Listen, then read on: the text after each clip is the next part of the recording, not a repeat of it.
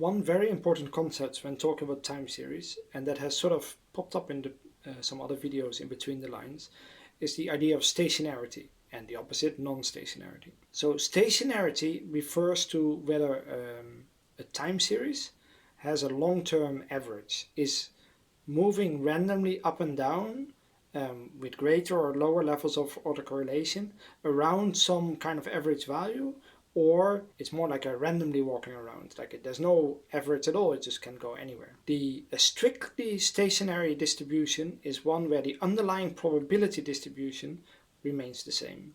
The values might change over time, and there might be some level of autocorrelation therein, but it does vary around some kind of mean with some kind of variance. It has a particular distribution. Now, if we can just say that there's also something called weakly stationarity, which just focuses on those main features of the distribution. So the whole distribution might not be exactly the same over time, but there is a constant mean, there is a constant variance, and there's a constant covariance. The level of autocorrelation between current observations and previous observations does not change over time. Here's an example of a stationary process.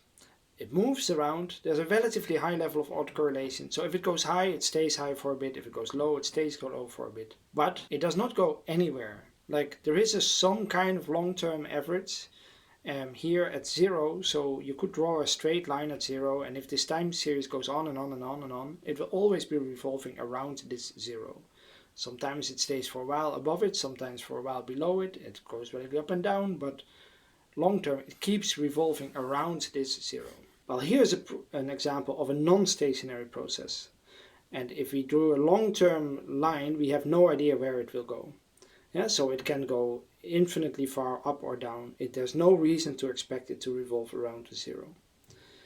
So it can just go anywhere. There's no long-term average.